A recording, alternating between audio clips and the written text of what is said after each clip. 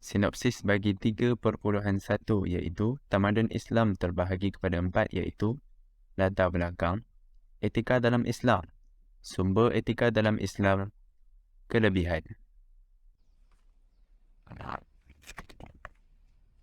Assalamualaikum. Hari ini kita akan berbicarakan tentang tamadun Islam. Sejarah telah membuktikan tamadun Islam merupakan tamadun yang serta bersifat syumul, iaitu menyeluruh. Tamadun Islam juga seimbang dari segi aspek duniawi dan juga ukhrawi.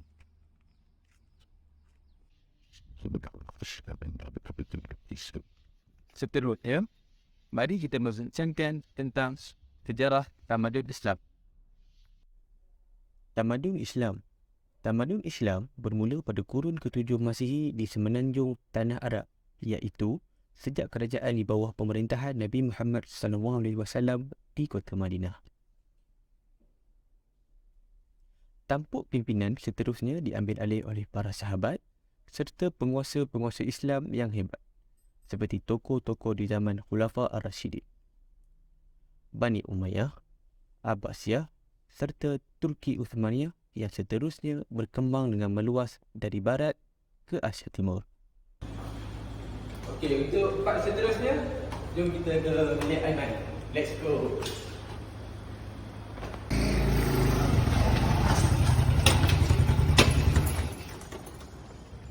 Oh, Nampak ni? nampak apa? Tak tahu tu, aku macam nampak something tu kat blok aku ni. Serius lah? You kan? M, ada benda lah M. Tak tegur. Tak tegur lah. Okay M, jom lah gerak bilik terus. Ciao.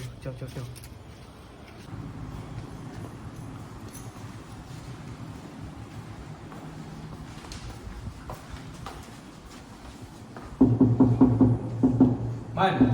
Oh, Man.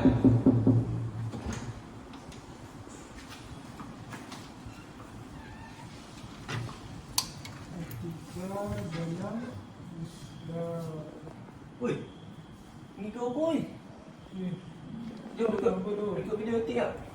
Ha? Ikut video tik. Pak aku sental lah. Dah 12.30 tu. Otak lah. Esok lah. Tak apa lah. Aku pun esok lah. Aku pun rasa tak siap badan kau ni. Jom dulu, jom.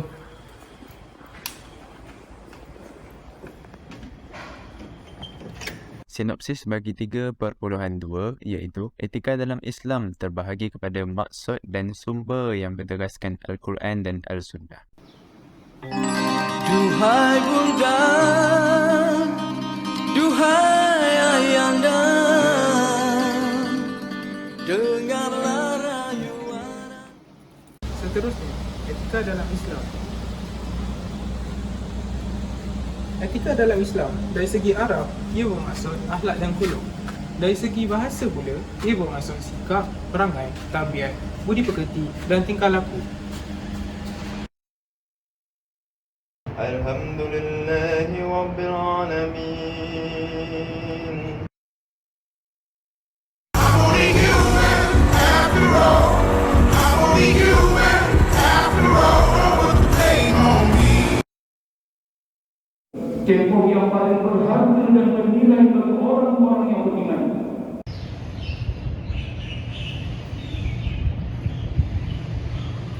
Islam melihat etika itu bukanlah hasil daripada pemikiran, timbang tara ataupun kebijaksanaan manusia biasa. Hanya Allah SWT atau Rasulnya sahaja yang mempunyai autoriti terhadap sistem etika ini. Prinsip Tauhid. Allah pencipta semesta alam. Setiap anjuran dan setiap larangannya wajib ditaati. Di samping itu, insentif seperti keredaan, keberkatan hidup dan juga ganjaran pahala diberikan bagi praktis akhlak yang baik agar masyarakat Islam dapat berakhlak dengan akhlak yang mulia.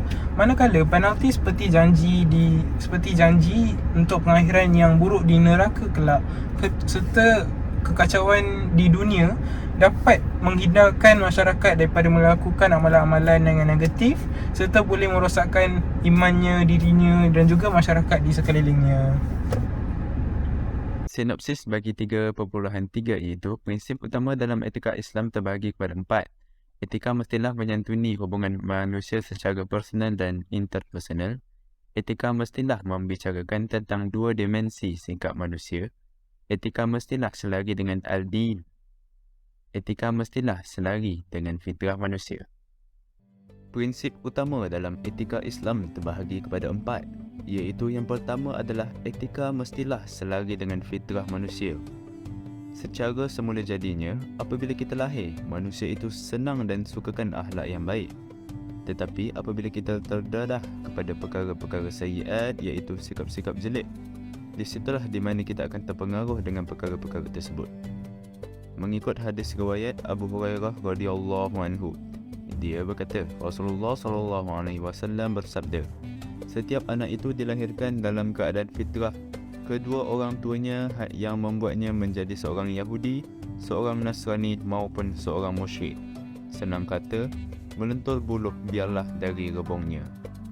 Prinsip yang kedua adalah etika mestilah selari dengan al-din, iaitu agama. Orang yang berakhlak mulia selalu dikaitkan dengan kekuatan imannya dan agamanya. Hal ini kerana memang jarang-jaranglah orang yang akhlaknya baik tetapi agamanya tidak dijaga. Kalau ada pun, itu dikira munafik. Prinsip yang ketiga adalah etika mestilah membicarakan tentang 2 dimensi sikap manusia, iaitu sikap positif dan negatif. Sikap positif ada 3, iaitu al-ilm, iaitu ilmu pengetahuan, al-bayan, iaitu wacana intelektual, dan al-takwim al-hasan, karakter semula jadi manusia yang suci. Dan sikap negatif pula ada 4, seperti zalum, iaitu zalim, ajul untuk terburu-buru, jadal iaitu berbalah, dan al-ya'us iaitu berputus asa. Maka terbuktilah bahawa Islam amat menggalakkan sikap positif dalam kehidupan, seperti yang dinyatakan dalam Al-Quranul Karim. Prinsip yang terakhir adalah etika mestilah menyantuni hubungan manusia secara personal dan interpersonal. Satu panduan bagi manusia untuk bersikap mulia tidak kira untuk hubungannya dengan diri sendiri atau dengan manusia lain. Bagi hubungan dengan diri sendiri ataupun bersifat personal, ia melibatkan proses tazkiyatun nafs, iaitu penyucian diri. Proses ini melibatkan penambahbaikan intelek serta kerohanian jiwa yang berterusan. Etika yang menggariskan hubungan interpersonal ini penting kerana ianya dapat memberi panduan agar manusia berakhlak mulia seperti bekerjasama, pemurah dan bertimbang rasa terhadap orang lain. Sinopsis bagi 3.4 iaitu nilai-nilai etika dalam Islam terbahagi kepada 4, iaitu amanah, tolong-menolong, pemurah, sabar. Weh Ashraf, kau tahu tak berkenaan nilai-nilai etika dalam Islam? Alhamdulillah, sikit-sikit. Nilai-nilai etika dalam Islam ni terbahagi kepada 4, iaitu amanah, tolong-menolong, pemurah dan sabar. Jadi apa makna nilai-nilai ni? Okey. Maknanya nilai yang pertama iaitu amanah. Maknanya amanah pada maksud bahasa ialah aman, damai, tenteram dan harmoni. Tapi dari segi istilah, amanah ini bermaksud kita menyerahkan tanggungjawab kepada seseorang yang berhak menerimanya dan dipercayai akan melaksanakan tanggungjawab tersebut dengan jayanya. Jadi antara aspek penting amanah ialah amanah terhadap Allah dan Nabi Muhammad SAW, amanah terhadap diri sendiri dan amanah terhadap manusia lain. Amanah terhadap diri sendiri ini dia terbahagi kepada 2, iaitu lahiriah dan rohaniah. Seterusnya ialah tolong-menolong. Tolong-menolong ni ada dalam 3 kategori, iaitu tolong ahli keluarga, jiran Islam dan jiran bukan Islam. Jadi kita boleh ambil contoh daripada sikap kaum Muhajirin dan Ansar bagi nilai tolong-menolong, ya. Mereka kerana saling menolong antara satu sama lain. Yang ketiga pula ialah pemurah. Pemurah adalah membelanjakan hartanya di dalam hal-hal yang dituntut oleh syarak. Sikap ini di antara boros dan kerikut. Sikap ini berkesinambungan daripada sikap pengorbanan. pengorbanan untuk membelanjakan harta di jalan Allah tanpa mengharapkan balasan. Hal ini dapat membersihkan hati daripada sifat riak, sombong dan bongkak. Yang terakhir, cuba tega. Ya, betul. Sabar. Sabar ialah menahan diri atau istilahnya menahan dan menanggung diri daripada melakukan perkara-perkara jelek yang dikuasai lelaki. Sebagai manusia biasa, para rasul serta nabi-nabi juga tidak dapat lari daripada diuji dengan kesulitan yang sedemikian di dalam hidup mereka. Namun, apa yang membezakan akhlak seorang mukmin dengan yang lainnya adalah kekuatan mereka untuk bersabar demi mengharapkan keredaan Allah Subhanahu Wa Taala. Jadi ia amat susah jika manusia tiada sikap sabar, maka runtuhlah akhlak serta terpamerlah segala aib yang mana dapat mengkucak-kacirkan kehidupan.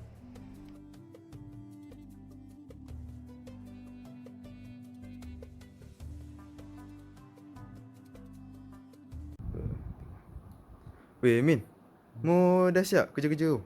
Oh, tak baru nak submit. Oh, tak. Submit apa? Weh, mu Mak S done je. Tapi mu tak hantar apa-apa file lah. Alah, tak apa. Semua matter. Semua matter. Beretika.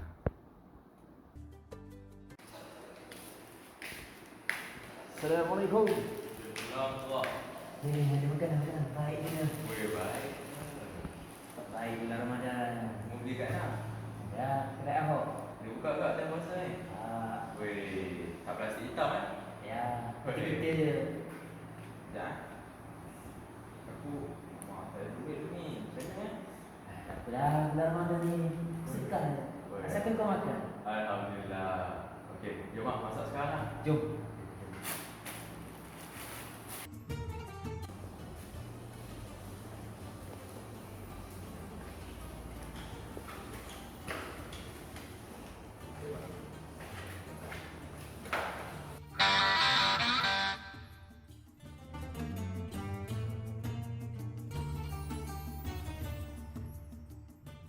Sinopsis bagi 3.5 ialah tamadun Melayu yang terbahagi kepada dua, iaitu adat Melayu.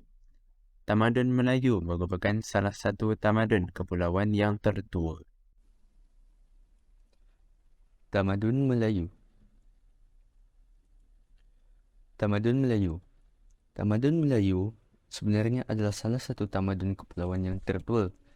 Tamadun Melayu juga sebenarnya sebuah tamadun yang terbentuk daripada sekelompok manusia yang digolongkan sebagai kumpulan orang-orang Melayu yang bertempat di suatu wilayah di Asia Tenggara. Seterusnya, antara nama-nama wilayah tamadun Melayu yang dikenali ialah yang pertama, Gugusan Kepulauan Melayu, yang kedua, Alam Melayu, yang ketiga, Nusantara, yang keempat, Tanah Jawi dan akhir sekali ialah Gugusan Kepulauan Melayu Indonesia. Perkembangan tamadun Melayu. Tamadun Melayu sebenarnya berkembang di dalam gugusan Kepulauan Melayu yang terletak di Perlengkahan Khatulistiwa dan berpangkal daripada semenanjung Tanah Melayu yang meluncur daripada tanah besar benua Asia. Maka terlahirlah suatu peradaban yang menjadi tunggak dan teras kepada negara-negara di alam Melayu pada zaman sekarang. Dengan ini, terlahirnya suatu rumpun bangsa Melayu yang berkongsi satu bahasa dan satu budaya kehidupan. Seterusnya, etika dan adat. Etika dan adat ni boleh diringkaskan sebagai maksudnya ialah suatu kebiasaan ataupun satu panduan tingkah laku yang digunakan secara turun-temurun sehingga ianya dianggap sebagai satu tradisi. Etika dan adat terdapat banyak fungsi. Yang pertama, panduan untuk mengatur perbuatan seperti dalam bidang politik, undang-undang, ekonomi dan sebagainya. Selain itu, adat juga digunakan untuk menjamin keamanan, kesejahteraan dan keharmonian dalam masyarakat untuk mengelakkan segala pergaduhan dan perbalahan antara masyarakat. Etika dan adat. Etika dan adat mempunyai dua jenis. Yang pertama, adat yang diadatkan dan juga adat rasam. Contoh adat yang diadatkan ialah undang-undang dan hukuman. Adat yang diadatkan ini sebenarnya telah digunakan secara turun-temurun oleh masyarakat terdahulu sehingga kini. Ianya untuk menjadi satu panduan untuk masyarakat menjalani kehidupan seharian mereka. Selain itu, adat rasam ialah suatu perbuatan yang diamalkan oleh masyarakat. Contoh adat rasam ialah amalan kehidupan seharian, cara berpakaian dan tata tertib dalam kehidupan dalam sesuatu masyarakat. Seterusnya, etika dan adab. Etika dan adab boleh diringkaskan sebagai budi bahasa yang halus dan tingkah laku dan tutur kata yang sopan. Seterusnya, perbandingan antara etika dan adat dan juga etika dan adab. Etika dan adat boleh diringkaskan sebagai satu tindakan atau perbuatan yang diwarisi secara turun-temurun. Contoh yang lebih umum berkaitan etika dan adat ialah adat berkahwin, adat bermusyawarah, adat kelahiran dan kematian. Manakala etika dan adab pula merupakan suatu perbuatan yang elok dan sopan dalam kehidupan seharian sesuatu masyarakat. Contoh yang lebih umum untuk etika dan adab ialah adab berjiran, adab pergaulan dan juga adab ketika bersama orang tua. Sinopsis bagi 3.6 iaitu sumber etika pengadaban Melayu terbahagi kepada 3 iaitu Islam, Hindu-Buddha, animisme. Sumber etika peradaban Melayu terbahagi kepada 3, iaitu animisme, kepercayaan Hindu-Buddha dan Islam. Animisme adalah satu kepercayaan yang meyakini bahawa setiap benda mempunyai roh, memiliki kepribadian tersendiri serta mempunyai kuasa dalam menentukan nasib seseorang. Secara ringkasnya, mereka menyembah kepada sesuatu yang spesifik. Contohnya, gua, pokok atau batu yang besar. Mereka mempercayai bahawa ia mempunyai semangat. Mereka menyembahnya supaya semangat itu tidak mengganggu mereka, malahan dapat membantu mereka dalam menjalani kehidupan seharian mereka. Seterusnya, kepercayaan Hindu-Buddha. Kepercayaan ini kuat mempengaruhi masyarakat Melayu terutamanya pada golongan istana pada zaman dahulu. Misalnya, raja-raja dipandang mulia kerana dianggap sebagai jemaah dewa-dewa. Justru, mereka berhak diletakkan pada kedudukan yang tinggi kerana status mereka yang dianggap sebagai dewa. Pengaruh India telah dibawa oleh golongan kshatriya atau tentera, golongan penakluk pedagang iaitu Brahmin atau pendeta. Aspek-aspek kebudayaan India disesuaikan dengan budaya penduduk tempatan untuk diamalkan.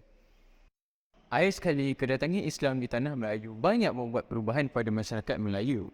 Malahan, ia membawa kepada revolusi yang mengubah pandangan masyarakat Melayu tentang kepercayaan mereka sebelum ini. Masyarakat Melayu telah berpegang kepada konsep Tauhid. Tauhid adalah konsep yang menerapkan bahawa Tuhan itu hanyalah satu, iaitu hanya Allah yang satu. Selain itu, Nabi Muhammad pula adalah utusan darinya untuk menyampaikan ajaran Islam. Quran dan As-Sunnah merupakan dua sumber teras yang diterapkan dalam kehidupan masyarakat Melayu pada masa kini. Sekian sahaja daripada saya. Sinopsis bagi 3.7 iaitu nilai-nilai etika dalam masyarakat Melayu terbahagi kepada 7. Halus budi pekerti dan budi bahasa, kesetiaan kepada pemimpin, mementingkan maruah dan harga diri, mempertahankan keadilan dan kebenaran, amanah, bermuafakat dan tolong-menolong, memuliakan ibu bapa dan orang yang lebih tua. Terdapat 6 nilai etika masyarakat Melayu. Nilai yang pertama ialah halus budi pekerti dan berbudi bahasa, yang mana kita sebagai seorang insan haruslah menjaga pertuturan kita dengan orang lain agar tidak memburis hati mereka. Nilai yang kedua pula ialah memuliakan orang yang lebih tua daripada kita, iaitu sebagai seorang anak, kita haruslah mendengar nasihat daripada kedua ibu bapa selagi ianya tidak bercanggah dengan agama Islam. Nilai yang ketiga adalah tolong-menolong. Dalam sebuah masyarakat, kita haruslah bekerjasama dalam menyelesaikan sesuatu masalah kerana yang berat sama dipikul, yang ringan sama dijinjing.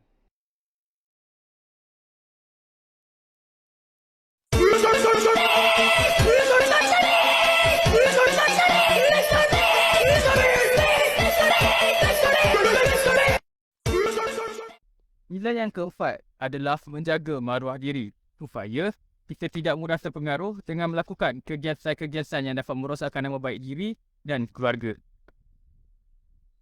Nilai yang kelima adalah amanah dan mempertahankan kebenaran. Setiap masyarakat haruslah menerapkan sifat amanah dalam diri masing-masing dan juga berani mempertahankan diri, agama dan bangsa. Nilai yang terakhir iaitu yang keenam adalah kesetiaan kepada pemimpin. Yang mana sebagai sebuah masyarakat kita haruslah mematuhi setiap undang-undang yang telah ditetapkan agar negara kita bebas daripada ancaman.